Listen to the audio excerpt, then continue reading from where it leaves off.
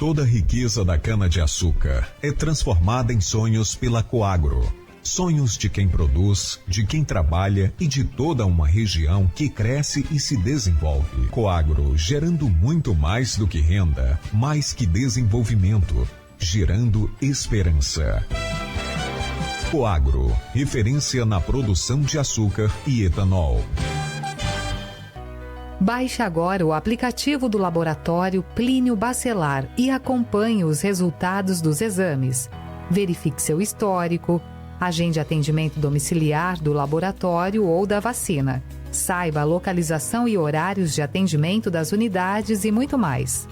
Na sua lojinha de aplicativos, basta digitar Laboratório Plínio Bacelar e baixar tanto para Android quanto iOS. Aplicativo do Laboratório Plínio Bacelar. É grátis, é prático, é para você.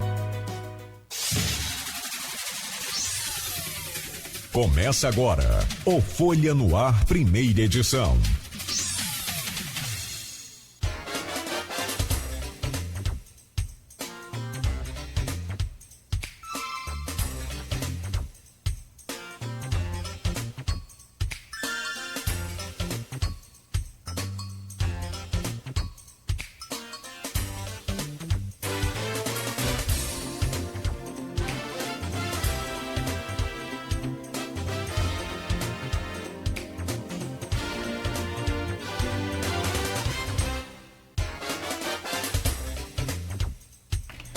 Quarta-feira, 27 de setembro de 2023, começa agora pela Folha FM 98,3, emissora do Grupo Folha da Manhã de Comunicação, mais um Folha no Ar. Estamos ao vivo com as principais informações desta manhã, você que já começa aí o seu dia bem informado, ouvindo a Rádio Folha FM e no caso do Folha no Ar, acompanhando também o programa com imagens ao vivo pelo Face, pelo YouTube, pelo Instagram, pela Twitch TV, logo mais reprise às 17 horas na Plena TV e daqui a pouco o programa também em podcast lá em todos os aplicativos de música. Quarta-feira de calor e de chuva, vai se preparando aí porque a frente fria vem chegando, já trazendo aí uma mudança, um aquecimento maior, segundo o Instituto Nacional de Meteorologia. Por conta dessa frente fria, há um crescimento hoje de temperatura, um aumento de temperatura. Só para que você tenha uma ideia, Campos tem previsão de 43 graus para hoje, é muito calor. Já teve sol no iniciozinho da manhã, mas agora o tempo está fechado, nublado e chegou até garoar aqui em alguns pontos aqui do centro da cidade. E para hoje, então, a máxima, segundo o Instituto Nacional de Meteorologia, é de 43 graus, a mínima de 23. Agora, aqui no centro, com tempo nublado, faz 27 graus. E amanhã, só para adiantar um pouco aqui, a previsão do tempo é que diminua pelo menos de 10 a 12 graus dessa máxima prevista para hoje. Ou seja, há uma oscilação na temperatura que tem que ter muita resistência física, muita imunidade. Para hoje, então, né, o calor segue até o meio da tarde e previsão de chuva no fim da tarde. No programa de hoje, temos o prazer de receber aqui a Letícia Machado Hertel. Ela é advogada, é especialista em direito internacional, direitos humanos e patrimônio cultural. Também é assessora da Corte Interamericana de Direitos Humanos. A Letícia vem para falar com a gente sobre a guerra da Ucrânia, a invasão da Rússia à Ucrânia, na Corte Internacional de Justiça e ainda no Tribunal Penal Internacional. Ela fala também sobre os direitos humanos no Brasil e no mundo e, por fim, a repatriação do patrimônio cultural. Letícia, já vou trazer o seu bom dia, vamos começar esse bate-papo contigo. Só adiantar aqui as manchetes de hoje. Hoje é quarta-feira, tem o jornal Folha da Manhã impresso nas bancas e também nas casas dos assinantes. A bancada hoje composta pelo Aloysio Abreu Barbosa, e nós contamos com o Edmundo Siqueira, que é jornalista, blogueiro também, colaborador nosso do portal folha1.com.br, filho do seu João Siqueira, que aniversariou ontem, e a gente já registra aqui, né, um abraço carinhoso e muita admiração também pelo trabalho do seu pai, Edmundo. Mas já vai aí o nosso abraço pelo aniversário dele, a passagem aí a data tão bacana e importante, seu João Siqueira, né, que recebe sempre o nosso carinho e a nossa admiração. O programa é oferecido pela Coagro, a cooperativa dos produtores de cana da nossa região. De Proteus, serviços de saúde e medicina ocupacional, qualidade certificada ISO 9001-2015, Unimed Campos, cuidar de você. Esse é o plano. Laboratório Plínio Bacelar e Vacina Plínio Bacelar, cuidando bem de tudo que te faz bem. Agora com um aplicativo exclusivo, ficou melhor ainda de você acompanhar todos os resultados de exames e muito mais. Baixa o aplicativo aí. Vamos lá então, nas manchetes de hoje do portal folha1.com.br, em destaque, família mantida refém em roubo à residência na Baixada. 3 homens encapuzados e armados invadiram a casa na noite desta segunda-feira e roubaram R$ 1.600. É destaque de capa, é manchete principal do jornal Folha da Manhã. Instalação de ciclofaixa na Rua Formosa entre a aprovação e críticas. Trecho ficou sem estacionamento, inclusive na imagem aqui, na foto, mudanças. O trecho da Tenente Coronel Cardoso ganhou ciclofaixa e perdeu vagas de estacionamento. Piso da enfermagem aprovado na Câmara. Embates na sessão. Clima quente ontem, não só na temperatura, né, do ambiente, do tempo, mas também nas tensões. Casa cheia. Profissionais da área de enfermagem foram ao plenário da Câmara Municipal para acompanhar a votação. Oposição com nova peça no xadrez político de Campos? Eis a questão, é a pergunta. Jogada ensaiada, está no ponto final, todos os detalhes. Racismo é denunciado por árbitro campista. O crime aconteceu durante uma partida de futebol. Celebração movimenta comércio de doces. Hoje é dia de São Cosme e São Damião. Mulheres são presas por suspeita de assassinato. Violência na Penha. Indicação legislativa Refis 2023, ainda sem resposta da Prefeitura. Ainda na capa da Folha da Manhã, estou vendo aqui a Folha 2, me chama a atenção a imagem bonita para começar essa quarta-feira. Um copo, uma tulipa de chopp aqui sendo enchida, né, numa bica dessa bacana, e cada vez mais prestigiadas as cervejas artesanais. Aliás, vai acontecer um concurso aí de cerveja caseira da Vila, que será realizado de sexta a domingo agora. Siciliano em Brasília, mas de olho na região da Caravana a 2024, na página 2 também, um pouco do que ele falou aqui neste programa na segunda-feira. Comissão do Senado aprova a PL do semiárido projeto, ainda quando Vladimir era deputado. Por Sérgio Arruda, os 8 secos de Aloysio Abreu também é destaque no Folha 2, poética do essencial. Está aqui na capa da Folha algumas manchetes.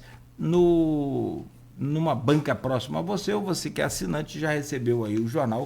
Então, boa leitura. São 7h20. Temos o prazer de receber, e agora eu trago o bom dia dela. A gente traz aqui o seu bom dia. Letícia Machado Hertel é advogada, especialista em direito internacional, direitos humanos e patrimônio cultural. E ainda assessora da Corte Interamericana de Direitos Humanos. Letícia, bom dia, seja bem-vinda aqui ao Folha no Ar, prazer recebê-la neste programa.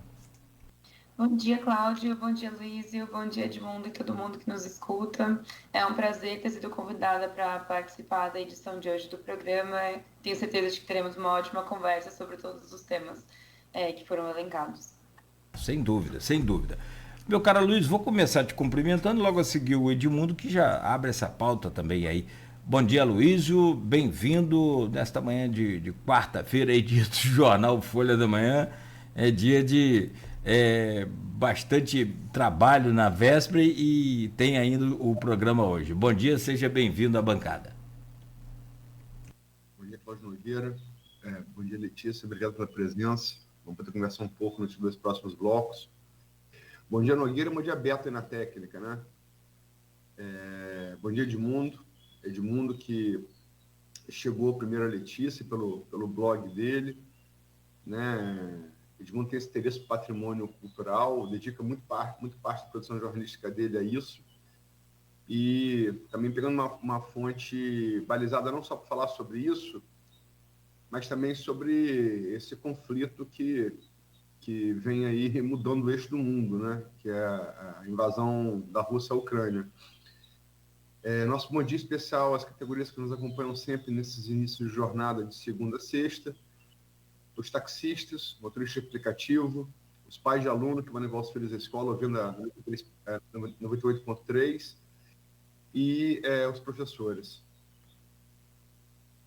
Obrigado, Aloysio. Meu caro Edmundo, mais uma vez, sempre prazer renovado poder recebê-lo aqui nessa bancada. Seja bem-vindo e abre essa pauta aí já, por gentileza, e reforço aqui o nosso abraço de toda essa bancada ao seu pai. Bom dia, Cláudio, bom dia, Beto aí na técnica, bom dia a quem nos ouve e nos vê e vai ver depois também. Acredito que vai ser um programa bem interessante. Bom dia, Aloysio, bom dia, Letícia.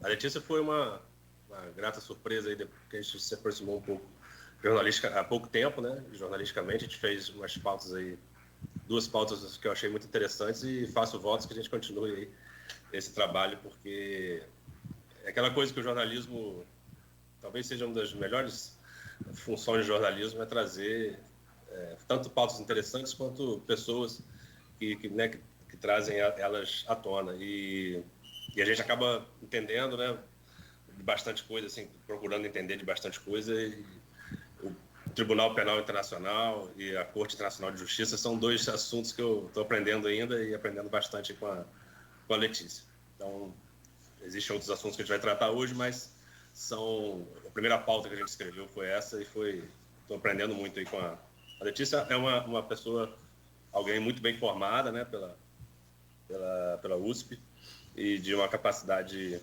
técnica muito interessante, e parabenizo ela aí pela disposição não só de estar nessa frente, né, e por estar falando com a imprensa de maneira tão efetiva, assim. Parabenizo. Letícia, você tem essa relação aí com a Corte Interamericana, mas a gente está tratando de um assunto aqui que é a Corte Internacional de Justiça, né, e o Tribunal Penal Internacional. O Lula, ele fez 2 declarações que talvez uma tenha sido muito sucesso, né, que é na abertura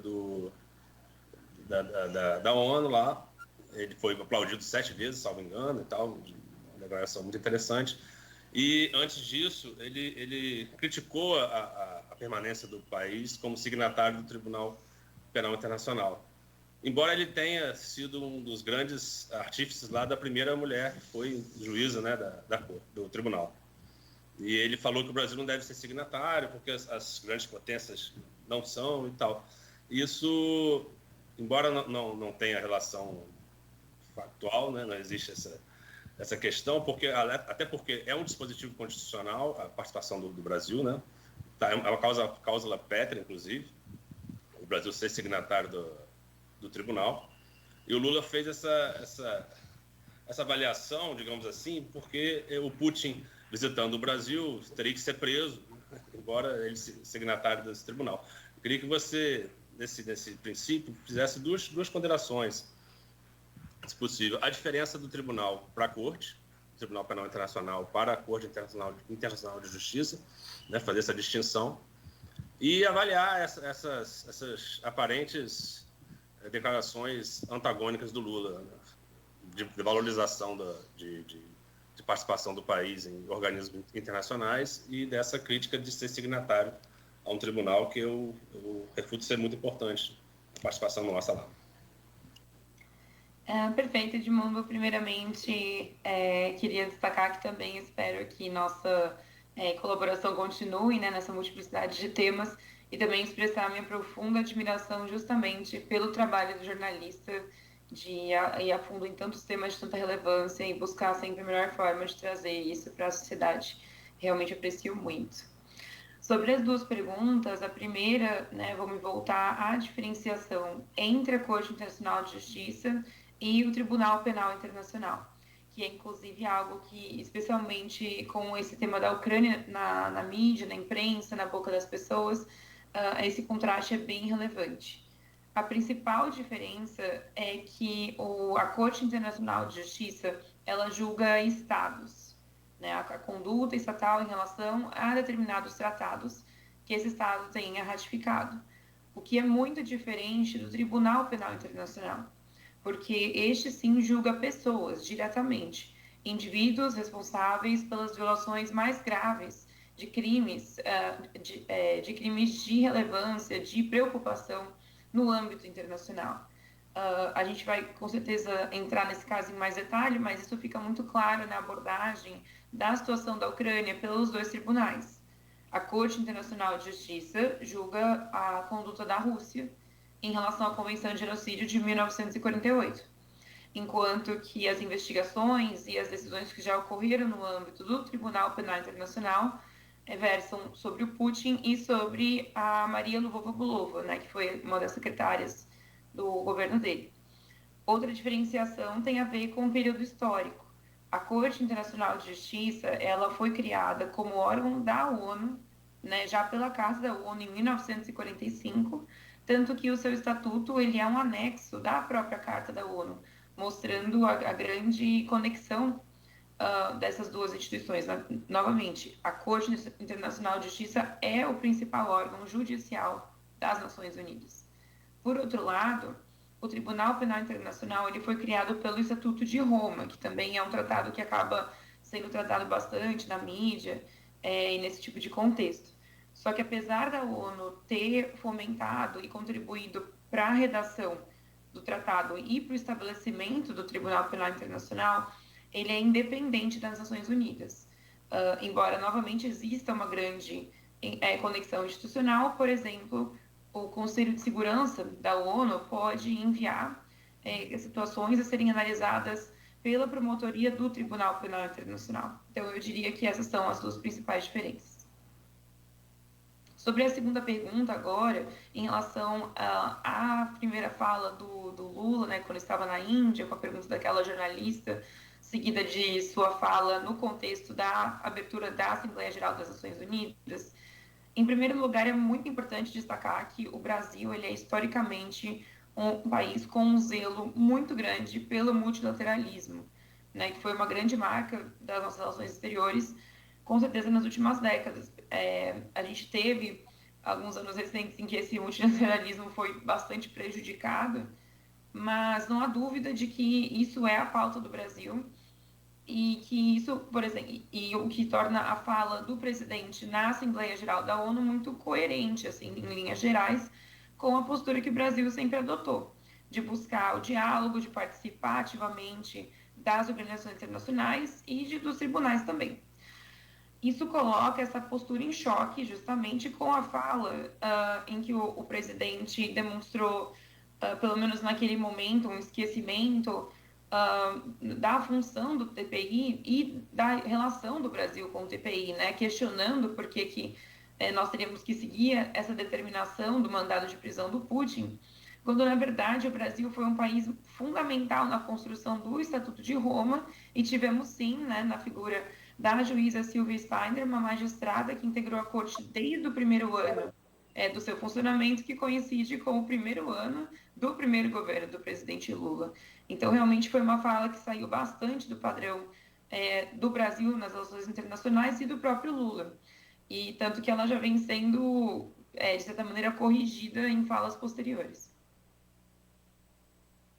Letícia, essa coisa do Tribunal Penal Internacional é interessante como mudam os governos e parece mudar a perspectiva, né? Muda a bandeira ideológica do governo, parece mudar a perspectiva. Essa fala de Lula, de que Putin não seria preso se estivesse no Brasil, é uma fala um pouco perigosa, porque subverte o compromisso que o Brasil tem com o Tribunal Penal Internacional de Haia, né? No entanto, há pouco tempo, até bem pouco tempo, o PDT, por exemplo, ingressou com ações no Tribunal Penal Internacional acusando o Bolsonaro de genocídio. Como é que fica o direito internacional nessas queixúnculas nacionais de bandeira ideológica? É uma pergunta interessantíssima. Primeiro, respondendo de forma mais geral, num primeiro nível, quando se analisa com a relação de um Estado com organizações internacionais, com outros países, o Estado, às vezes, ele é visto como uma caixa preta, que se fala, né? Como uma entidade uniforme que age de forma coerente, com uma representação, uma voz unificada, e a gente sabe que na prática não é o que acontece, né? Um Estado, ele é um instituto jurídico, a base do direito internacional, só que ele é formado de pessoas, e muitas vezes essas pessoas vão agir de forma incoerente entre si, especialmente com base no jogo político interno, mas também por uma questão de gerações, de trocas, né, de poder e assim por diante. Então, o direito internacional, ele não pode depender para o seu funcionamento desse tipo de instabilidade. O direito internacional, quando você troca um governo, quando você troca um regime, um partido no poder, as obrigações internacionais do país evidentemente permanecem. Existe a possibilidade de países saírem de tratados dos quais eles fizeram parte, por exemplo, em relação ao próprio Estatuto de Roma, na questão da Rússia, a Rússia saiu, né, do TPI em 2016, trazendo um pouco para a Corte Interamericana, né, onde eu trabalho. A gente já teve Trindade e Tobago e Venezuela saindo, só que esses cenários são atípicos. A ideia é que realmente, independentemente de trocas de governo, o direito internacional permanece e os compromissos permanecem.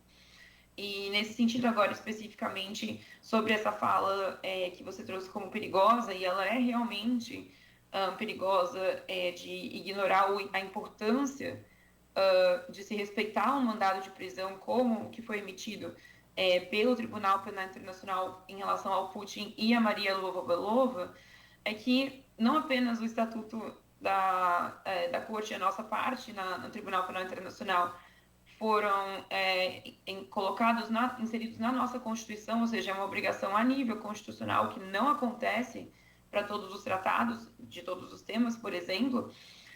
Isso é incoerente justamente pelo fato de que o Brasil já se valeu do Tribunal Penal Internacional para suas próprias, ou pessoas dentro do Brasil, para alcançar seus interesses, como claramente essa questão de ter levado o caso em relação ao Bolsonaro para o TPI no contexto do genocídio, no contexto da pandemia, especialmente em relação aos povos indígenas.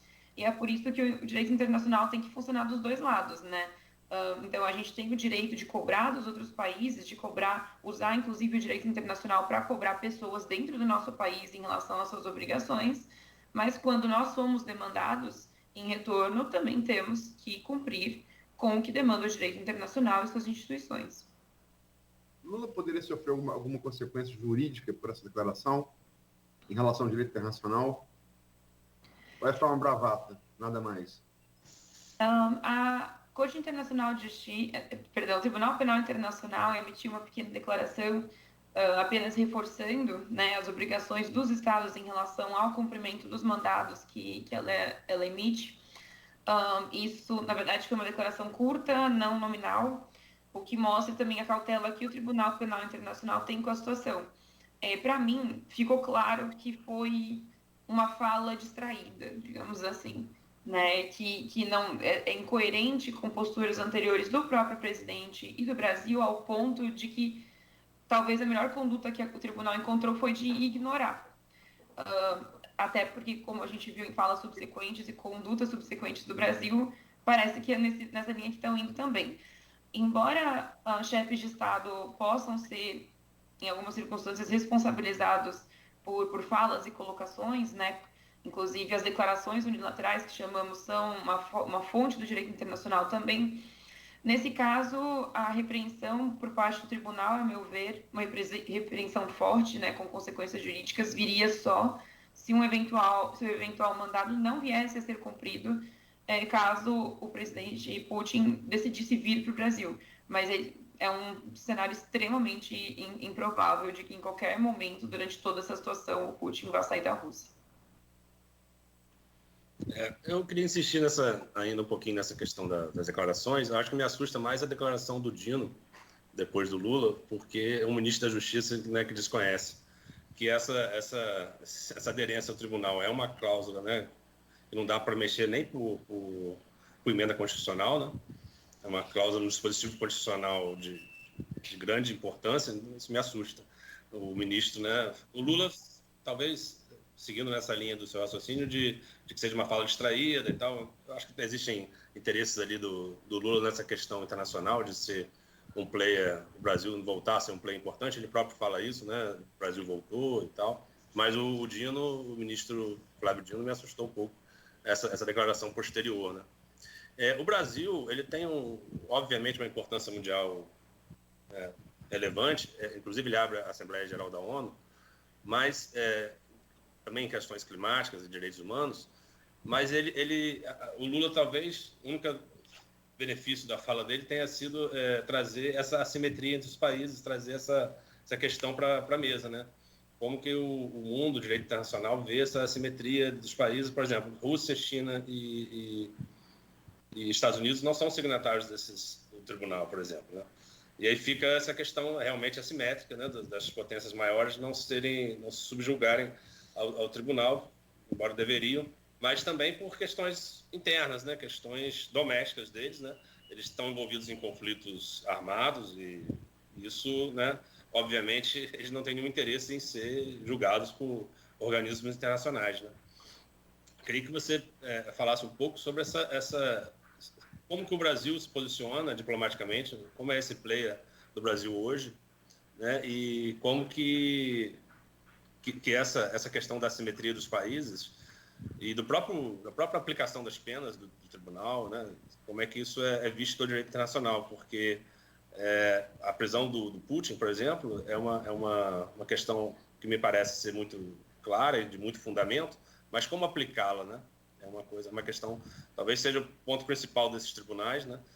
Como que o organismo internacional pode criar uma força coercitiva, né? Uma força de segurança, um xerife do mundo, mas, enfim, trazer essas perspectivas, por favor. Perfeito. Primeiro, tocando brevemente na questão da declaração subsequente, né, do Flávio Dino, para mim, a declaração dele me mostra mais uma demonstração da necessidade de despolarização do Brasil e também da gente conseguir fazer críticas válidas a pessoas que estão em diferentes níveis no seu próprio lado, digamos assim, na política, seja como aliados, como membros do mesmo partido, né? Considerando a interpretação da declaração do presidente Lula como um equívoco, e que muito provavelmente, se alguém perguntasse em outro contexto, ele concorda com outro país falando isso, ele iria discordar. Houve no Brasil uma reação muito forte de alguns setores de defendê-lo imediatamente na sua declaração. E isso a situação escala o dano de uma declaração como essa. Então, nesse sentido, essa situação reforça a importância de críticas válidas e ponderadas a todas as pessoas, inclusive as pessoas que estão como aliadas suas no plano político. A situação teria desescalado muito melhor se pessoas não tivessem simplesmente pulado em defesa da declaração como uma defesa do próprio presidente Lula, né? Muitas pessoas que inclusive já demonstraram conhecimento claro sobre esse assunto acabaram tendo que fazer algum tipo de malabarismo argumentativo para conciliar a declaração com a verdade. E, novamente, se tivessem reconhecido que foi um erro, pedido desculpas no plano internacional também, esse assunto já teria sido bem melhor resolvido. Agora, sobre a questão principal, o seu ponto é muito acertado, né, da importância de contextualizar essa declaração de forma mais ampla ao cenário de críticas feitas no plano internacional, no plano interno, no plano comparado também, dentro de outros países, ao Tribunal Penal Internacional. E o Tribunal Penal Internacional, assim como qualquer instituição internacional, em alguma medida, é suscetível a falhas e deve ser alvo de críticas. Agora, quando a gente traz uma crítica, mesmo que muito forte, mesmo que muito demandante, a uma instituição internacional, isso não significa que a pessoa está dizendo que aquela instituição não deveria existir, que o direito internacional não deveria existir, ou que... então, eu também tenho muitas críticas ao Tribunal Penal Internacional. A principal delas, que também se traz na doutrina e na prática, é que, historicamente, o tribunal basicamente apenas julgou pessoas, né, de países do sul global, em especial de países da África e do Oriente Médio. E isso tem uma série de motivos, não tem uma explicação tão simples como o Tribunal Penal Internacional não quer julgar pessoas de outros países. E aqui é importante pontuar que o Tribunal Penal Internacional para a Iugoslávia, que foi um tribunal que inclusive serviu de grande inspiração para as normas e para o funcionamento do TPI, ele tinha como jurisdição, como função única, julgar as pessoas responsáveis por tudo que aconteceu durante o separatismo de países que saíam da Iugoslávia, né, como Bósnia, Croácia e assim por diante. Então, é um caso que tem pertinência com a Europa. Nesse sentido, muitas pessoas interpretaram de forma muito positiva iniciar a investigação em relação à Ucrânia, né, tanto em relação ao Putin como a Maria Lvova-Bolova, porque seria o TPI demonstrando essa vontade de também trazer pessoas de outras regiões do país para a sua jurisdição, para a sua análise.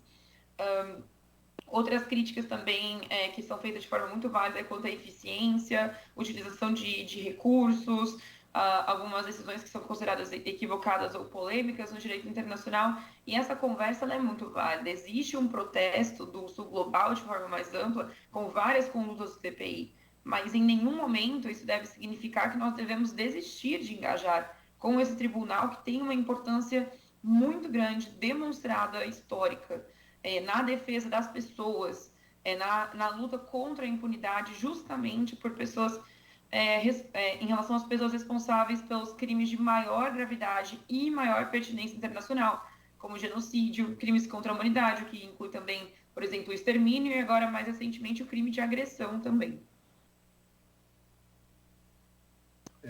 Letícia, essa coisa da Rússia e da Ucrânia é uma coisa muito, muito complexa, né? Se você olhar para lá, eu costumo comparar, quer dizer, a Ucrânia, grosso modo, está para a Rússia como a Bahia para o Brasil. Eu quero dizer, foi lá que tudo começou. A maioria da culinária, por exemplo, russa, ela é ucraniana, né?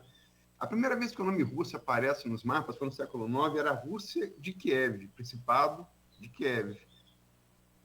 Aí você tem as invasões mongóis no século XIII, a partir daí, né, que bagunçam todo o cenário asiático, inclusive europeu, e a partir daí, quando ressurge, né, o centro de poder já está deslocado para Moscou, né, e fica assim. Né? Esse é o mesmo país, tanto na Rússia czarista, quanto depois na União Soviética, na União das Repúblicas Socialistas Soviéticas. A questão da Crimeia, por exemplo, que é onde começa o problema. A Crimeia, inclusive, é interessante, foi o último canato, que era um sistema feudal dos mongóis, sobreviveu ali naquela região. Mas a Crimeia sempre foi russa, sempre, desde sempre. E Nikita Khrushchev, que era o líder da União Soviética então, que nasceu na fronteira entre Rússia e Ucrânia, um belo dia deu de presente a Crimeia para a Ucrânia.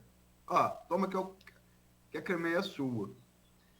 A dissolução da União Soviética, primeira queda do Muro de Berlim em 89, seguido da dissolução da União Soviética em 91. Nesse interregno, em 1990, o governo de George Bush pai, o secretário de Estado era James Baker, havia o medo de Helmut Kohl, que era o chanceler da Alemanha Ocidental, que assume a Alemanha unificada, de que houvesse interferência soviética na unificação alemã. E se reúne James Baker com Gorbachev e Helmut Kohl, e ele promete que não ia interferir desde que a OTAN, Organização do Tratado do Atlântico Norte, que era para fazer frente ao poderio soviético, que vai gerar como resposta o Pacto de Varsóvia, a promessa ali no 90 de que a OTAN não anexaria repúblicas da antiga esfera de influência soviética. E isso não foi cumprido. O Putin reclama, talvez não sem razão, não que eu quero fazer uma defesa do Putin, acho que ele é amoral, é questão de opinião pessoal, mas enfim, que esse acordo não foi formalizado, ele ficou no verbal. Né? E a OTAN foi realmente crescendo, pegou as 3 primeiras repúblicas ali, as bálticas, né, que saem da União Soviética, Letônia, Lituânia e Estônia, né, e foi se aproximando da área de influência russa, que tinha um governo títere na Ucrânia. Esse governo é derrubado por uma revolta popular, né, que vai levar depois, posteriormente, à eleição do Zelensky, e o quadro é esse que a gente tem hoje. Eu estou fazendo essa digressão porque, assim, na minha visão de leigo, se essa briga fosse por um espólio de família, o direito da Rússia não é ruim. Não é ruim. O problema são os métodos que Putin adota para fazer valer esse direito. Né? Você tem uma briga por uma casa com um irmão, que era seu pai. Você tem um monte de direito para brigar no tribunal. Você vai lá e toma na marra a casa. Aí você passa a cometer um erro, né? Acho que, mal comparando, eu acho que é um pouco isso. Qual a sua opinião enquanto especialista de direito internacional? Primeiro, achei muito boa, né, você ter trazido essa contextualização maior do conflito atual na história. Né? Ele é um conflito com origens que não são de hoje, né? Isso tudo começou há bastante tempo.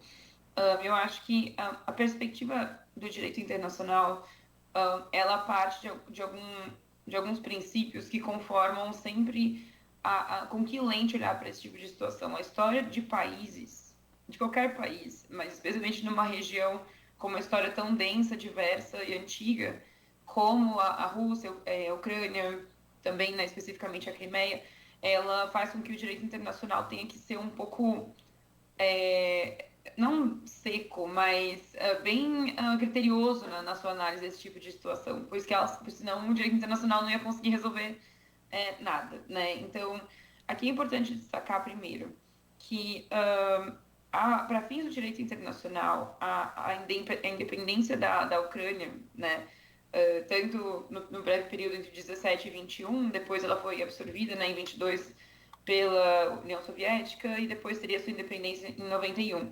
Para todos os efeitos, a Ucrânia é um país independente, a Ucrânia tem todos os elementos de soberania da definição do que é um Estado do direito internacional, e a Crimeia, pelo menos até 2014, era plenamente parte da Ucrânia como país soberano. Isso não diminui a importância de debates sobre como que essa definição fronteiriça acabou acontecendo ao longo da história, mas o direito internacional vai vê-la como um país, via Crimeia como parte da Ucrânia, e aplicava todos os direitos e deveres das obrigações estatais. Por exemplo, nos artigos 1º e 2º da Carta da ONU, né, trazem como preceitos a igualdade soberana entre os Estados, a obrigação de respeito às soberanias e às fronteiras um do outro. Especificamente no artigo 2.4, a proibição do uso da força contra outro Estado, né, que acaba sendo extremamente relevante no contexto de uma invasão, de uma agressão, como nesse caso que a gente discute. Mas agora, sobre a Crimeia em específico, né, os Estados são soberanos e as suas fronteiras devem ser respeitadas. Então, a pergunta que surge então nenhum Estado novo jamais pode surgir, né? A população de um território em abstrato não poderia optar por se desengajar do governo central do país em que eles se encontram e ter um governo próprio. E aí que surge um outro princípio, né, do direito internacional, das relações internacionais, que é o direito à autodeterminação dos povos, né, que, obviamente, ele tem uma tensão muito grande com os princípios de integridade territorial e de respeito à soberania estatal. Quando a Rússia invadiu a Crimeia, né, em 2014, eles trouxeram como argumento esse referendo, né, que havia sido realizado em 2 lugares, sobre se a população da Crimeia gostaria de ser parte da Rússia ou gostaria de ser parte da Ucrânia. O que demonstra que a Rússia apostou muito justamente nesse argumento de autodeterminação dos povos. Só que a maneira com que esse referendo foi feito foi criticada em todos os planos internacionais, né? Com a Assembleia Geral da ONU, inclusive, já em 2014, tendo emitido uma resolução, que é a 68282, falando que a comunidade internacional considerava esse referendo totalmente inválido e que ele não representava a verdadeira vontade das pessoas que lá habitavam. Então, esse argumento, no caso da Rússia e da anexação da Crimeia, surge inválido de início, né? Na avaliação da comunidade internacional, não foi uma iniciativa que veio daquele povo de maneira livre, né? De forma consentida, de forma informada. A leitura foi que isso foi um pretexto, né, para que a Rússia recuperasse esse território de importância histórica, mas também militar, e também em defesa, né, na visão da Rússia, da expansão da OTAN nessa parte do continente. Então, na visão do direito internacional, a anexação ela é ilegal, foi uma agressão, um uso devido da força contra outro Estado soberano, e agora a definição é que a Crimeia, na verdade, não é como se ela fosse parte da Rússia, mas ela é um território ocupado pela Rússia.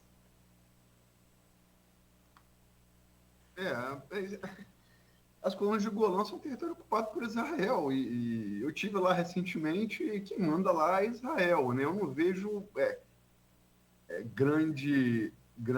Só para citar um exemplo, podia falar, se fosse século XIX, podia falar de Arizona, Texas, Califórnia, que foram territórios roubados dos mexicanos, né, pela guerra pelos Estados Unidos, né?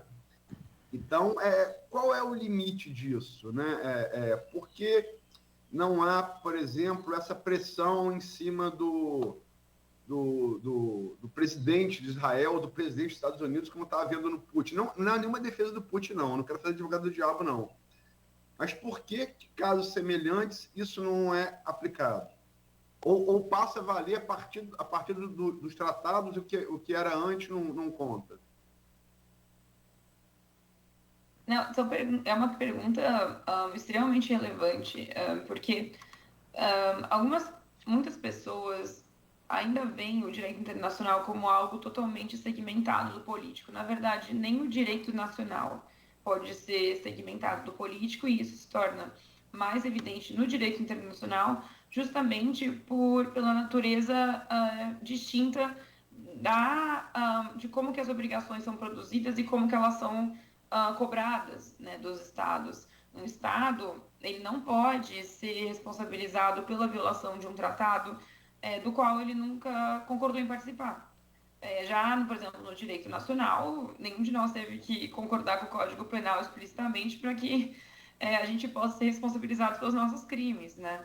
Aqui também cabe ressaltar que existem exceções, tá? Existem obrigações do direito internacional que são vinculantes a estados que nunca assinaram um tratado relativo àquele tema, mas são obrigações muito específicas, né, no plano do Ius Cogens, né, que são obrigações que são tão basilares e consideradas tão abrangentes e que é consensual, tanto no plano jurídico, político, moral, que os estados não podem se eximir de respeitar. Mas, então, primeiro, é importante contextualizar a data, né? A Carta da ONU ela é de 1945, a maior parte das obrigações que existem sobre esses temas derivam dela, não necessariamente constam apenas nela, mas as bases estão lá, como a proibição do uso da força, do 2.4, a questão do direito à defesa, do artigo 51, e dos princípios basilares dos artigos 1º e 2º, que eu trouxe na resposta anterior. o direito internacional ele não tinha o grau de força e vinculação e também capacidade de pressão que ele tem hoje, quando de muitos dos casos de ocupação enfim, questões fronteiriças anteriores a essa data de 45. E mesmo assim como falamos sobre o TPI, a ONU é uma instituição que tem suas falhas, né? E um problema de origem e que é quase intrínseco, embora seja sempre um campo de disputa às Nações Unidas, é a questão dos membros permanentes do Conselho de Segurança da ONU.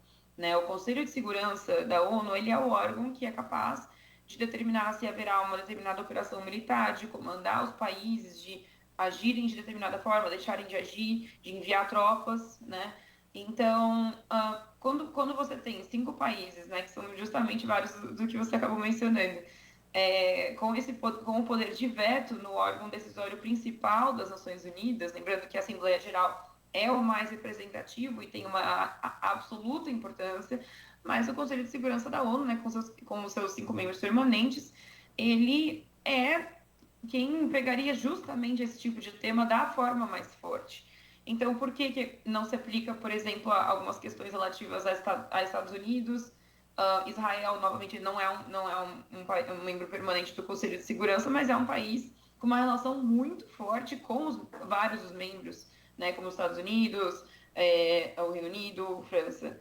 Né? Então, é evidente que a situação de países que são membros permanentes ou extremamente conectados com países membros vai ser levado com uma maior leniência, né? Vai se abrir mais espaço para argumentação, para o jogo político do que outros países. E daí vem a pergunta também, né? Mas a Rússia é um país membro do Conselho permanente do Conselho de Segurança também. E sim, tanto que o Conselho de Segurança ele é muito travado na sua capacidade de atuação em relação à crise na Crimeia e posteriormente na guerra Ucrânia-Rússia. Tanto que as resoluções de mais impacto que foram emitidas pela ONU nesse contexto não vieram do Conselho de Segurança, vieram da Assembleia Geral das Nações Unidas, que inclusive, por conta de uma resolução antiga chamada United for Peace, pode acabar entrando nesses temas que são mais naturais do Conselho de Segurança quando este não pode agir. E nesse caso é óbvio que esse jogo político que permeia o direito internacional de uma forma que uma coisa não pode ser pensada sem a outra. O direito internacional ele é muito importante, ele é uma grande conquista, ele é uma grande proteção, mas ele é falho. E ele é falho especialmente em casos com tanta relevância e tanto jogo político como esse.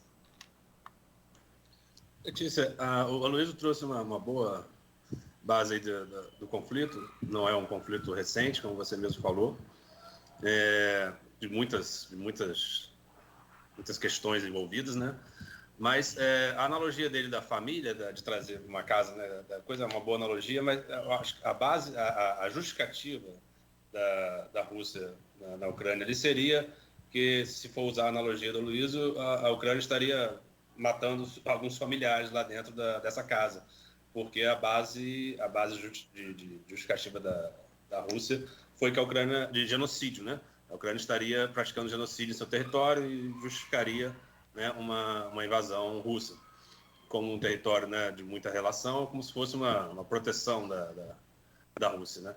E a justiça, ela tem alguns conceitos, algumas bases, e uma das bases é essa questão primeiro da equalização de forças e da repatriação, de garantir o que era nosso, né? Recuperar o que era nosso, né? Recuperar essa casa, na analogia aí do Aloysio.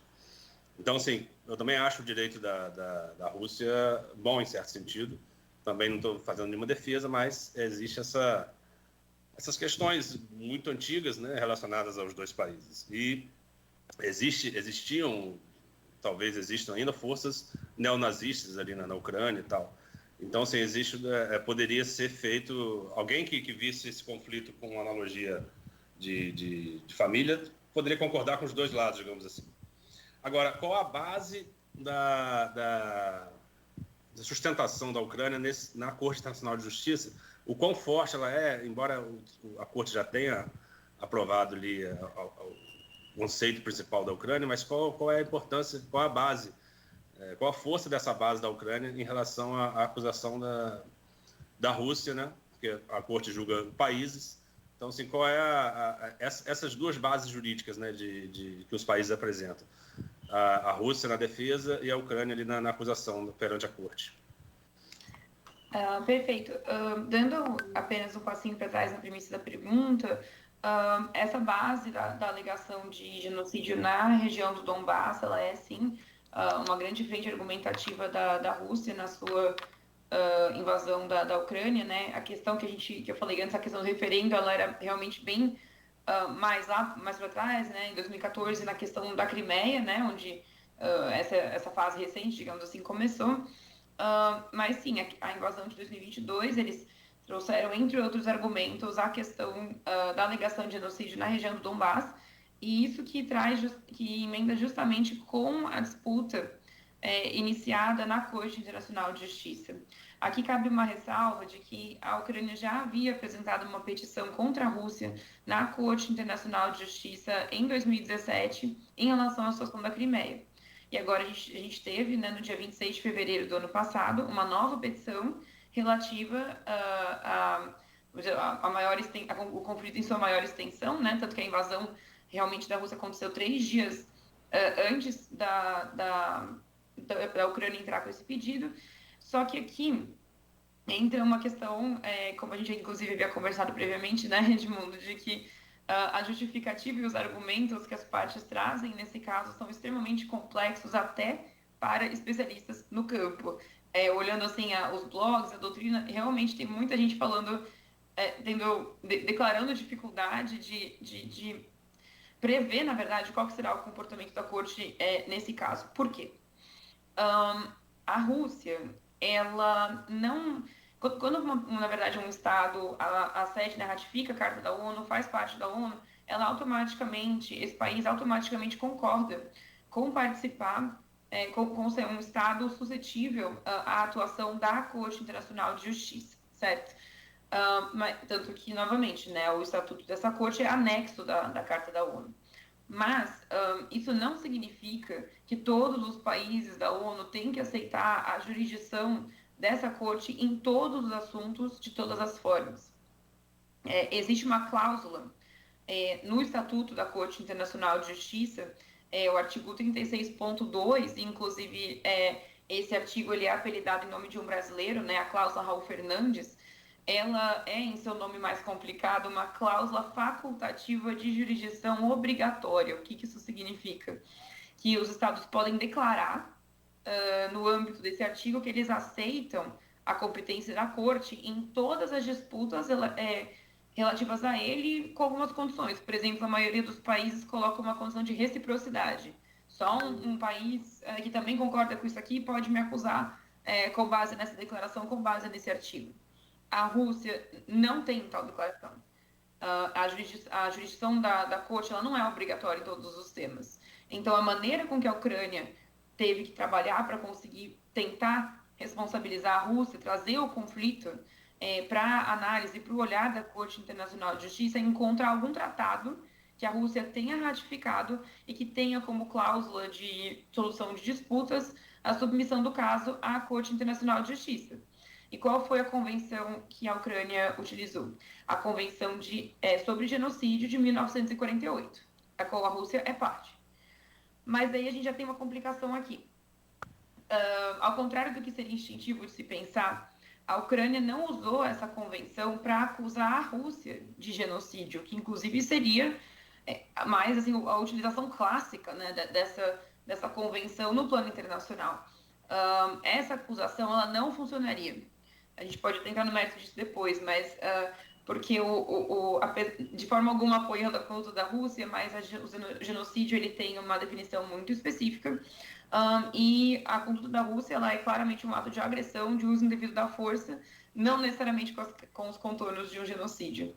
Então a Ucrânia, em uma argumentação extremamente criativa, por assim dizer, acusou a Rússia de ter feito um uso de má-fé da Convenção do Genocídio, ao acusar a Ucrânia de genocídio e embasar uma agressão internacional numa utilização de má-fé dessa convenção tão importante. Usou de fake news, né? Oi? Acusou ela de fake news, a Ucrânia, a Rússia.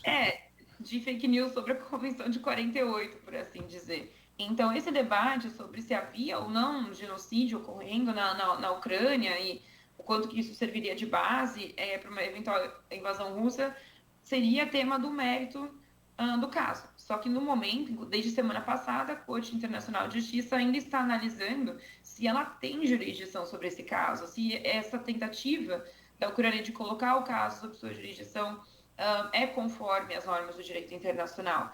E apesar de ter uma argumentação bem atípica, o fato de que a gente já viu, já teve, né, em março do ano passado, a decisão da Corte de dar como se fosse uma decisão provisória, né, que a gente tem no plano brasileiro, inclusive, né, como se ou seja, de dizer que o pleito ucraniano tem algum fundamento, tem fundamento suficiente para que a Corte preventivamente possa atuar e ordenar a Rússia. Só um ponto específico, desculpe interromper, mas a Corte ela aprovou, não o mérito, mas aprovou que existe fundamento legal para ela questionar, foi isso? Então, na verdade, essa que a gente chama de medida provisória, mas o conceito não tem nada a ver com medida provisória no direito nacional, a Corte teve que analisar se ela tem que a jurisdição dela é aparente o suficiente para que ela possa considerar dar uma medida provisória, e no âmbito dessa medida provisória, daí já olhando um pouco para o mérito, determinou que a Rússia deveria parar as operações no território ucraniano. Isso não vincula a Corte Internacional de Justiça a decidir da mesma forma, no caso realmente analisado de forma ampla, mas foi isso que foi decidido, e provavelmente, assim, em pouco tempo, 1, 2 semanas, a gente talvez já tenha uma decisão definitiva da Corte sobre se ela vai ter jurisdição ou não e proceder à próxima fase. Minha querida Letícia Machado Hertel, advogada especialista em direito internacional, direitos humanos, patrimônio cultural e assessora da Corte Interamericana de Direitos Humanos. Deixa eu te fazer uma pergunta. Neste mês de setembro, houve uma visita aí, um encontro de 2 líderes, e justamente sobre esse tema que nós estamos falando, dessa Rússia, que parece querer se fortalecer, né, ainda mais nesse momento, com o supremacista norte-coreano, líder da Coreia do Norte, Jong Un. Eu confesso que eu fiquei vendo aquele momento e o mundo todo olhou para aquilo com muita atenção, os líderes do mundo todo, a gente que acompanha mais distante sobre essa coisa de história, mas o momento atual a gente acompanha bem de perto, a gente vê com preocupação. Como é que você viu esse momento? Como é que você viu esse encontro e como que, né, essa corte, por exemplo, em que você assessora, viu também esse encontro?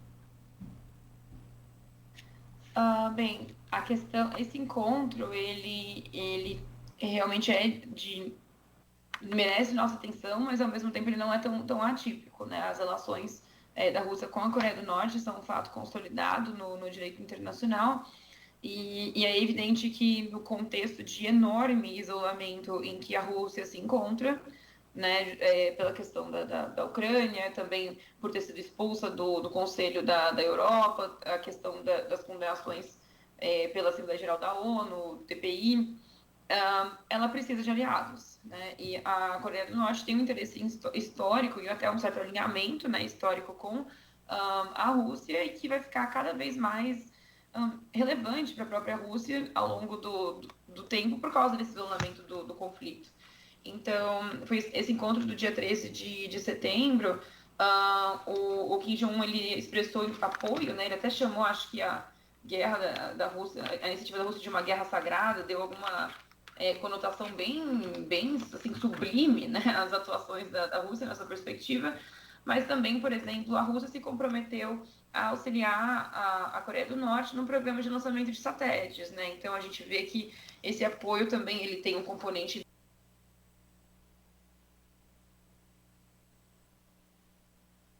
O seu microfone aí, Letícia, por favor.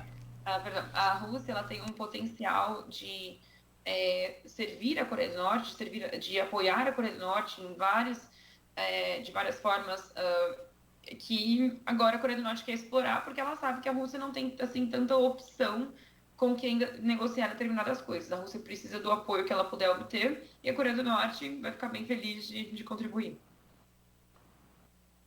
São 8h11. Eu pressuponho que esse primeiro bloco, né, é o tema talvez mais candente, interesse, não só do Brasil como do mundo, mas eu vou fazer minha última pergunta. Só para explicar direito, quando eu falei que a Ucrânia está para a Rússia como a Bahia para o Brasil, é porque o Brasil começa na Bahia, o samba vem da Bahia, a grande parte da nossa culinária vem da Bahia. A Ucrânia Kiev tem esse papel em relação ao que vai se tornar a Rússia, né? A gênese cultural do que hoje a gente chama Rússia está muito ali na Ucrânia. Não é incomum você ir num restaurante em Moscou, pedir comida típica russa e te dar um prato ucraniano, né? É uma coisa comum. Mas, enfim, logicamente que o mundo, e nisso Lula está certo, né? O mundo vive uma arrumação, você bateu várias vezes nessa sensação de que qualquer coisa, justa ou não, amparada pelo direito ou não, que tiver o veto de alguém que está no Conselho de Segurança da ONU, acabou, fim de papo, não tem apelação por instância superior, né? É uma arrumação que nós herdamos da Segunda Guerra Mundial, né? São os vencedores da Segunda Guerra Mundial. China derrotou com ajuda a invasão japonesa, Grã-Bretanha e França, né? Desde a Primeira Guerra Mundial, opositores à Alemanha, Estados Unidos e União Soviética, os dois protagonistas da derrota do eixo, né? A União Soviética na Alemanha nazista e os Estados Unidos, sobretudo, o Japão na Guerra do Pacífico. Quer dizer, no Japão, esse mundo bipolar, ele rui, o que eu já falei aqui, com a queda do Muro de Berlim e com a dissolução da União Soviética. A OTAN é um restolho disso, é um fantasma nesse tempo, né? Isso parece até com... A OTAN me lembra muito o bolsonarismo falando de ameaça comunista. É uma coisa meio anacrônica, né? Isso não está na hora de ser revisto? E para me manter no factual, faço uma outra pergunta. O Medvedev, que foi presidente da Rússia, protegido do Putin, um dos poucos aliados que ele tem, deu ontem uma declaração muito forte, porque os Estados Unidos mandou seus tanques, que são os tanques mais, são a top de linha da produção bélica deles, a Abrams, e os mísseis de longo alcance ontem, esses dias, para a Ucrânia. E o Medvedev disse que, se isso acontecer, talvez fosse melhor a Rússia fazer guerra com a OTAN, não só com a Ucrânia. Até onde vai ficar nessa bravata e até onde isso corre risco de piorar talvez por uma amarração geopolítica e com base também no direito, talvez anacrônica. A gente precisa virar a chave do fim da Segunda Guerra, pelo menos na minha opinião. Eu queria saber a sua. Perfeito.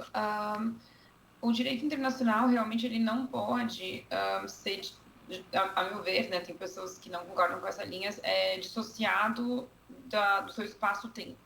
Né, onde determinadas normas surgiram, em que contexto, que determinadas conformações de processos decisórios surgiram, como você trouxe, né, a questão do Conselho de Segurança da ONU, no pós-guerra, assim por diante.